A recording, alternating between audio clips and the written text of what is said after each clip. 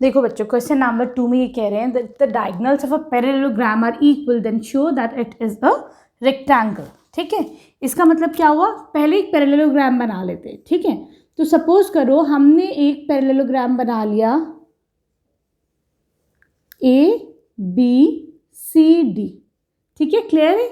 यहाँ पर ये कह रहे हैं जो इसके डायगोनल्स है वो इक्वल है, तो हम कर लेते हैं यहाँ पर क्या गिवन है, गिवन है that the diagonals of parallelogram are equal, AC equal to BD। ठीक है, ये चीज़ तुम्हारा गिवन है। ठीक, अब ये कहना है आपको प्रूफ क्या करना है, प्रूफ करना है that ABCD is a rectangle, ये आपको प्रूफ करना है। ठीक है, चलो अब इसको हम सॉल्व करते हैं। क्या करेंगे, सबसे पहले बच्चों हम ये देखते हैं कि in triangle ABD, in triangle ABD, ये वाला ट्राइंगल एंड ट्राइंगल ABC। ठीक है, कौन सा देखा हमने, ये वाला ट्राइंगल पूरा और ये वाला ट्राइंगल। ठीक है, इसको मैं इरेज कर देती हूँ। क्या कर, देखो इसको ना कॉन्ग्रेंट प्रूफ करेंगे। ठीक है, वो देखो हम क्यों प्रूफ करेंगे, पहले कॉन्ग्रेंट प्रूफ कर दे फिर समझ में आएगा क्यों। इन दोनों ट्राइंगल्स में देखो बच्चों, ABD ये वाला ही तो बना, ABD ये वाला बना और ABC ये वाला बना, है ना। देखो AB कॉमन है, ये इसके रीजन जरूर दो बच्चों के क्यों है। ठीक है, तो ये वाला बच्चों कॉमन है, ये वाली साइड। ठीक, दूसरा क्या गिवन है यहाँ पर कि डायगोनल्स इक्वल है, तो मैं कह सकती हूँ कि AC इक्वल टू DB। क्यों, दिस इज गिवन, डायगोनल जो है वो इक्वल है एंड दिस इज गिवन। ठीक है, क्लियर है। अब तुम्हारे पास पैरेललोग्राम है, तो मैं कह सकती हूँ कि AD इक्वल टू BC होगा। ठीक है, क्यों, opposite sides of a parallelogram. ठीक है, वो इक्वल होती है। क्लियर है, तो हम कह सकते हैं by SSS, side side side, we can say that triangle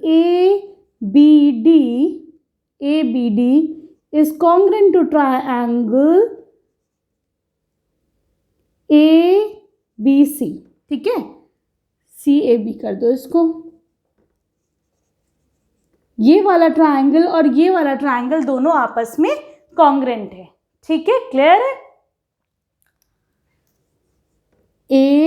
क्या करा हमने, ABD, तो इसको लिखो BAC। ठीक, अब हम क्या कह सकते हैं बच्चों यहाँ पर, क्योंकि ये दोनों ट्राइंगल्स कॉन्ग्रेंट है, तो I can say that angle A is equal to angle B। क्यों, by CPCT, congruent part of a congruent triangle. ठीक है, क्लियर है। अब देखो बच्चों, हमें पता है that angle A is equal to angle C। ये इसके इक्वल क्यों है, क्योंकि opposite angle of a parallelogram are equal. ये हमें पता है ना कि पैरेललोग्राम के ऑपोजिट एंगल सेम होते, तो हमें पता है angle A is equal to angle C। ठीक, हमको ये भी पता है that angle B is equal to angle D। बताओ reason, opposite angles of a parallelogram are equal, है ना। तो हम क्या कह सकते हैं इन दोनों से बच्चों, we can say that angle A is equal to angle B plus is equal to angle C is equal to angle D, चारों एंगल्स इक्वल हो जाएंगे। ठीक है, यहाँ तक बात समझ में आई। अब देखो बच्चों,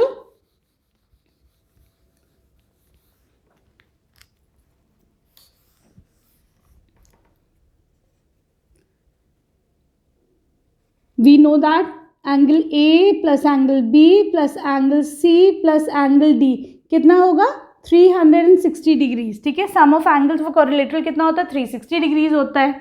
ठीक है, तो जब सारे इक्वल हो गए तो मैं इसे लिख सकती हूँ एंगल A, सब एंगल A हो जाएंगे, है ना, सब इक्वल हो जाएंगे, नहीं हो जाएंगे। ठीक है, तो तुम लिख सकते हो 4 angle A is equal to 360 degrees, तो angle A is equal to 90 degrees.